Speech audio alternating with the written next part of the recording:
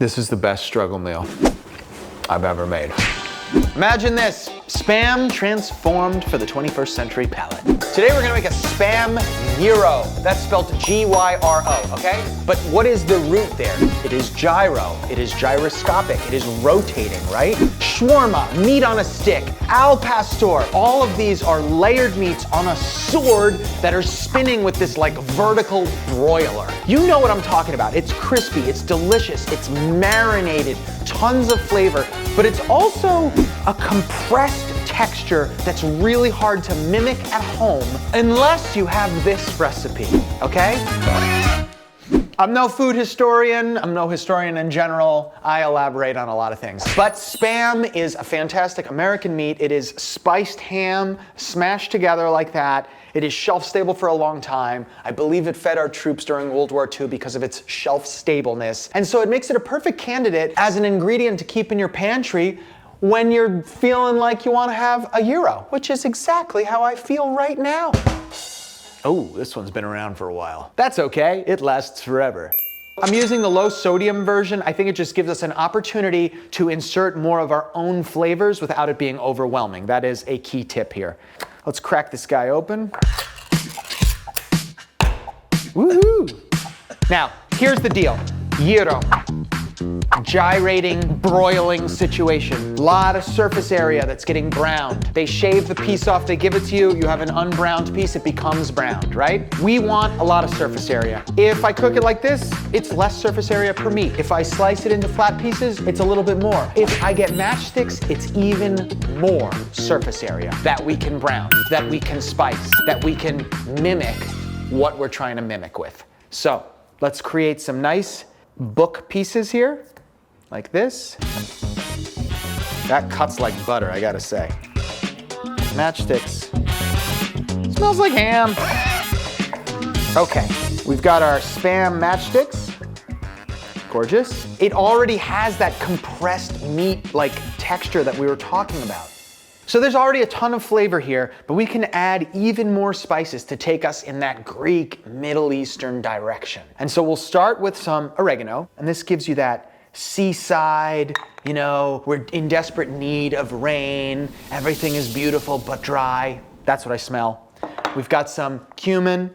This is that classic like, oh, we discovered spices and our food will forever be changed. That's what I think of with this one. Ancient, fantastic. Coriander seeds, ground, very fresh and bright. This is the seed of what becomes cilantro, although this tastes nothing like that. Some hot pepper to taste. Want a little zing. And finally, some ground thyme, which looks a lot like matcha, but it's not. It is worth noting here that I didn't add any salt, but we are using a low sodium Spam here, so I feel like there's room for us to add our flavors and sort of like, you know, paint our picture with flavors. Okay, so we've got our spiced Spam, and now it's time to crisp these up. So, we're gonna have our Spam, we're gonna have our homemade pitas. These are both hearty and intense flavors. We need something to lighten this up, right? Everything is about balance. So let's make a homemade tzatziki. We have a little grated cucumber here on a box grater into a clean kitchen towel. Let's hit it with some salt. That's gonna add some coarseness, that's gonna help break it apart. It's gonna add a ton of flavor, and we're gonna squeeze this liquid out. Cucumbers are loaded with water, right? And so it will dilute the yogurt and make it not like a thick yogurt. So by squeezing all this out, we get the flavor of the cucumber without the dilution of the fact that it's 90+% water. Okay, so that's really nice. This is like, go down to Santa Monica, and this is definitely like $14. Let's try it. That's delicious. Let's get our cucumber in. Nice. Oh, that looks so cool. We're gonna hit it with a little bit of some dried dill, just because that is the flavor of a tzatziki. All right. And we'll hit it with a little bit of granulated garlic. The granulated garlic always seems to give a cleaner garlic taste without that like back of the throat raw garlic. You know what I'm talking about? We already have that in our meat with all the flavors that we threw there. This is supposed to be levity. Let's cut this up. I have to uncompress the cucumber now. Yeah, if you don't squeeze the liquid out of the cucumber, this is gonna be a mess. Look, this still is very much a yogurt. All right, the Spam is marinating, the yogurt sauce is done. Let's make our pitas. Usually gyro comes in a pita, right? Yes, Frank. We're gonna make our own homemade. One of the best things about making your own pita is that it's a leavened dough that is not yeasted, which means we don't need to wait hours and hours and hours for that thing to rise. No, it's only 20 minutes. So we're gonna start with some self-rising flour. This is effectively flour with some baking soda in it. Just to make sure that it rises, we'll add a little baking powder on top of the already existing baking soda. So you can sprinkle that around in there. Some people even like to whisk this. We'll add some salt, and let's just whisk these together to make sure, that there isn't a pocket of baking powder in one spot. Because then you'd have a pita that's like this. I would say that that's probably homogeneous. There was a whisk there all along. All right, plain full-fat yogurt. This is the liquid for the pita. Let's go. So, we've got our self-rising flour, we've got some baking powder, and we've got some full-fat yogurt. Let's bring it together. I'm gonna start with this spatula, and it's gonna be a little bit of a sticky dough, okay? But they say the more you struggle making the dough, the better the pita. I mean, the yogurt is the moisture. I mean, anytime you make a dough, you add water of some sort. Well, the water here is yogurt. More nutrition, more fat, more flavor. All right, it's coming together. This is fun. This is our first dough of season 11. Here we go. All right, we're gonna flour this work surface. Here we go. It's like snow falling from the sky. And we're gonna get our hands nice and floured, and we're gonna get this dough down. Get down with the dough. Time to use our hands and get dirty in the kitchen.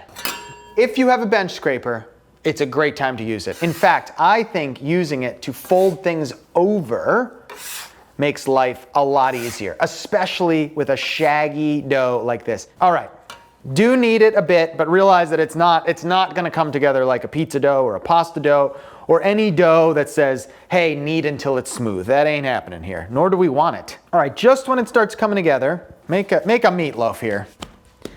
All right, and we're gonna cut this into 6 pieces. So, in half, and then we'll go 1, 2, 1, 2. Let's see how that works. Here we go, pita ball.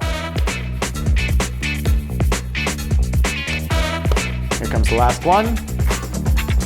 All right.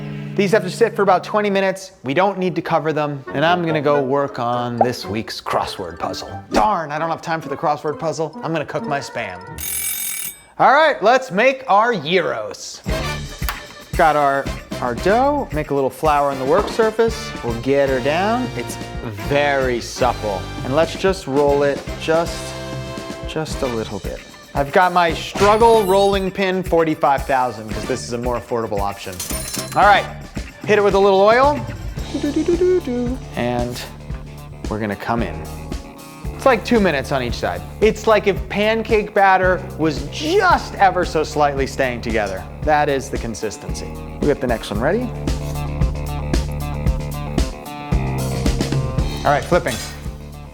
Woo-wee, look at that. So, pita's looking good on both sides. Let's put it into a nice warm blanket. All right, some new oil.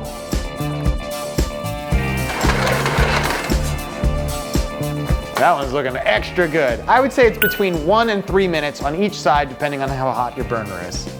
Let's get this into the blanket as well. I mean, you could even make a whole bunch of these and freeze them for later. And if you've got a big enough toaster, you could slide them right in and reheat them that way. All right, let's cook up our Spam. Here we go. Coming in with oil so that we can crisp this up. Ooh. Hot pan, oil, Spam going in.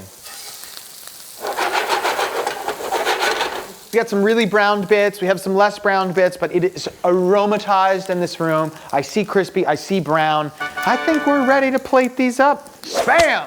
It's what's for dinner. Get a pita. First of all, look at how supple that is, huh? Come on. Very nice. Let's come in with some of our gyro meat. Hot crispy and aromatic.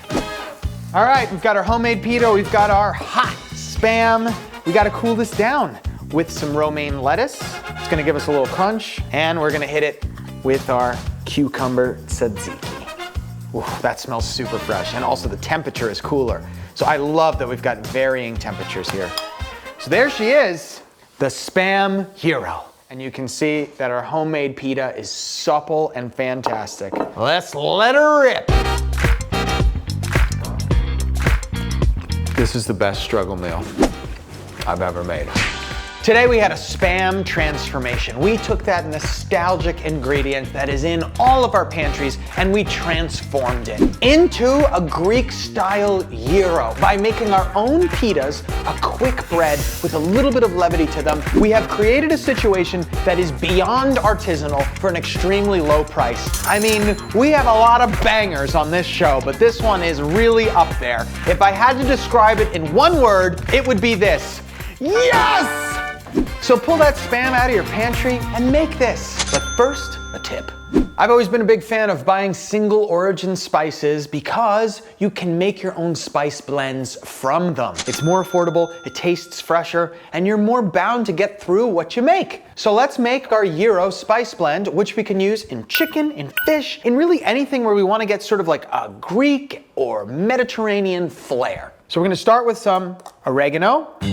And I like to do this so that when I'm ready to cook, the spice is ready to go. We've got some cumin. I think you pay a fair bit more for a pre-made spice blend. But more importantly, it would have a narrow scope of use. Because I have these single origin spices, I can use just oregano or just cumin on something. And then I can combine them myself to make the blend. But the blend is always the blend. You cannot separate the blend. That's why you should buy the single origins. We've got some cayenne and some ground thyme, which looks like matcha. Let's give it a little stir, a little bottom to top.